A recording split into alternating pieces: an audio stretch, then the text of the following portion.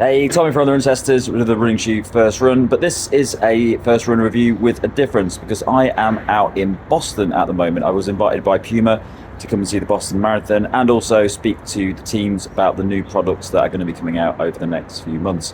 But while I'm out here, I'm also getting the opportunity to do a few runs and test out some shoes. So the first of those is the Liberate Nitro 2, which I'll talk about in a bit.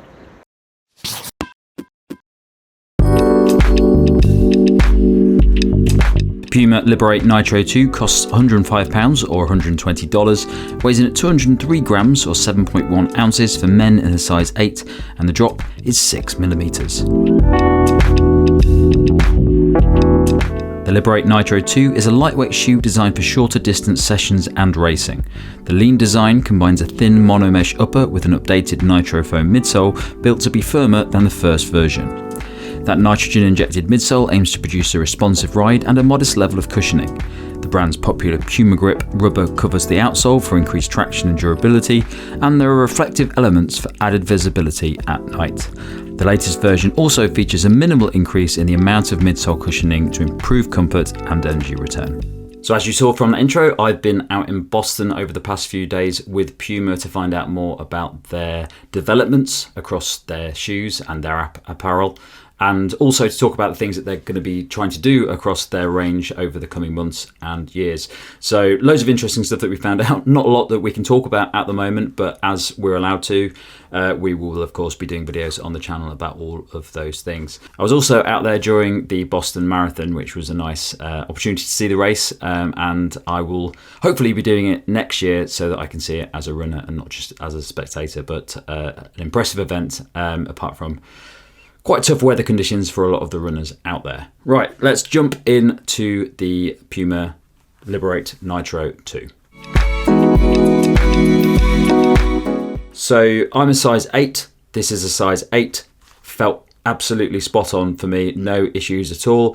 For a shoe that's quite lean, I was slightly concerned that it might be a little bit of a tight fit. It's not, it feels quite roomy in the toe box, no issues there, and it doesn't feel too narrow either. I think it's a very comfortable shoe and had no issues at all. That monomesh upper is very comfortable. I didn't have any issues with the fit at all, and the tongue, even though it's quite minimal, does have just enough padding on it, so I did find it to be quite comfortable.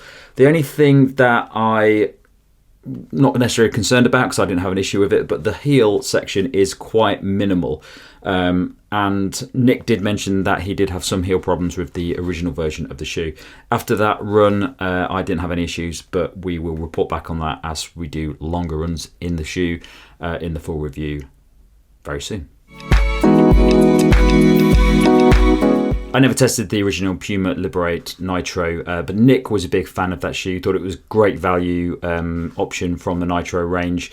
It's a shoe that skews more towards faster running. It's a very lightweight shoe, although it's slightly heavier than the previous version. It comes in about 203 grams for me in a size 8.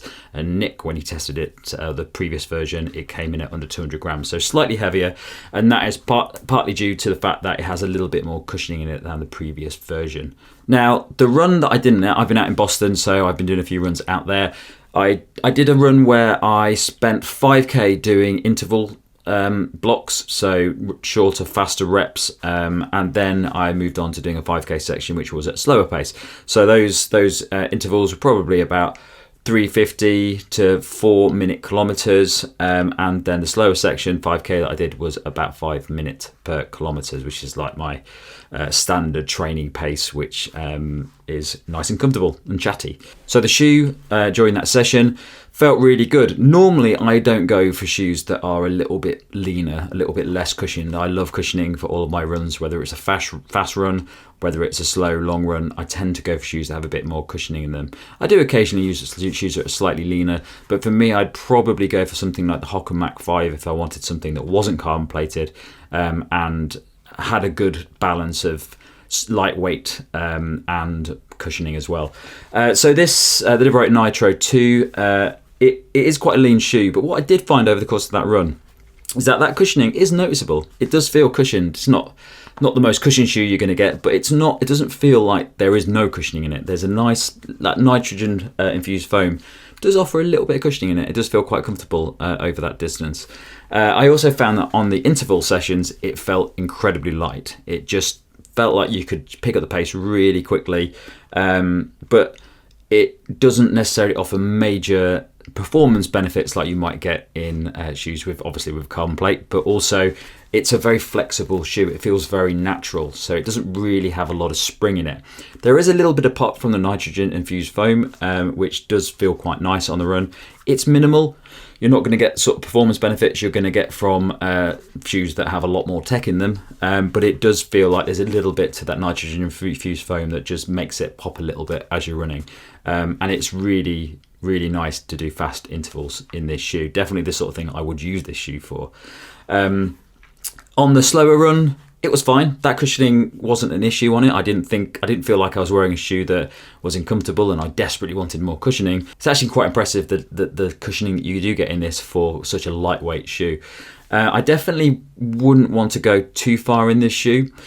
For me, I think it's a shoe that probably sits in that 5k to 10k section. If I'm going over 10k, I probably want something with a bit more cushioning. I think I could do more in that. I think I could probably run up to half marathon in this shoe.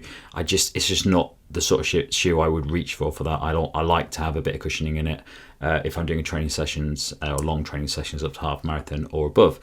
But it's not a problem. And if you're the sort of runner that wants a more conventional style shoe, doesn't have a lot like carbon plates and stuff in it, it's a nice option with it, just enough cushioning to be cushioned. Other things to say about the shoe on that run. So it felt very stable, as you can imagine from a shoe that doesn't have loads of cushioning in it. You're quite close to the ground. I didn't feel in any way that there was no support in the shoe. The upper, it's not really tight on the foot, but it does nicely hold the foot in place. That mono mesh is very good at sort of structuring the shoe without offering too much in terms of thickness of material on it, but it does hold the foot in quite nicely.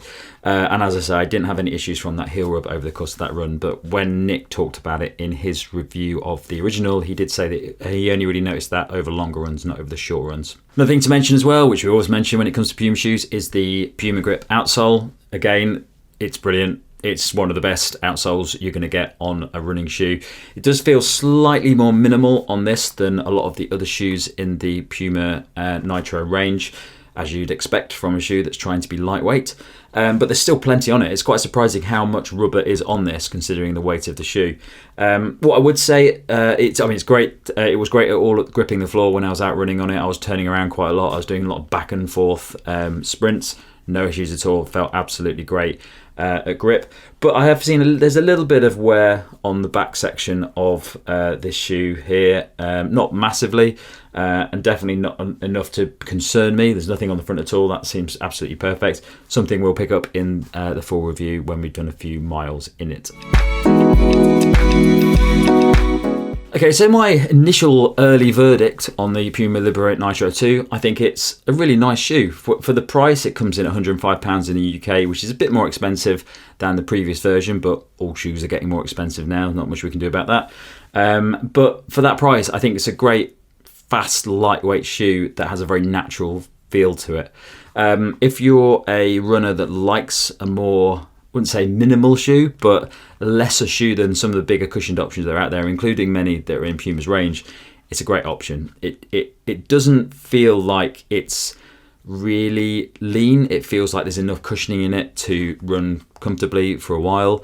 And if that's the sort of runner you are, I think it's a great option. It's very comfortable, and that cushioning nitro foam is really good in it. What I would say is that for me, I would only use this for probably 5k to 10k. I'd like to use this for track. I'm going to start using it for track over the next couple of weeks. I think that grip would be fantastic, and it is very light. I don't like to use carbon plate shoes too much for the track, so I think this is a good option. I don't think the price is really because it's a cheaper alternative to some of the other shoes in the range. I think it's more just because it's a leaner shoe, and because of that, I don't think it really competes with some of the other shoes that Puma has got in the range. An obvious choice for people if they're looking for the cheaper alternatives that Puma have got across the range would be something like the Puma Velocity Nitro 2, although there's a bit more to that shoe. It's a bit bit bigger. There's a bit more cushioning in it. It's a bit more structured. It's not as flexible as this shoe. So it's not really an alternative to this shoe. If you wanted this shoe, it's really because you want a lean, light shoe that just really makes it simple. It's a simple shoe. Alternatives to this shoe for me at this point from testing would be something like, I would use the Mach 5 for the same reason I use this. Mach 5 is actually far better at longer distance for me. There's more cushioning in it, but it is quite a natural feeling conventional shoe that really is nice to use as a training partner for carbon plate shoes that you're racing in. I don't like to train in a lot of carbon plate shoes. I like to use my Mach 5 for a lot of my training, but I would probably use this for the same sort of thing. I just prefer that shoe because it's got a bit more cushioning in it. There's also the Puma Float Ride Energy range. I haven't tested that. Nick's tested that, so we'll talk a little bit more about that in the full review video when Nick has a chance to test this shoe as well. I'd also say it really reminds me of the Skechers Go Run Razor 3 I tested. Very similar to that, very similar level of midsole foam. I enjoyed that shoe. I thought it was very comfortable for training sessions, and yeah, just felt very similar to this. But I'm not even sure you can get that anymore. If you can, it'll be very cheap. So that's it from me on the Puma Liberate Nitro 2 first run. Very optimistic look at the shoe, and I'm quite pleased I finally got around to testing it. Thanks a lot for watching. Don't forget to like, subscribe, click the bell, all those sorts of things, and check the channel out for the latest videos that we've got and our podcast, which you can find if you go to the link in the caption below. Thanks a lot for watching. Catch you next time.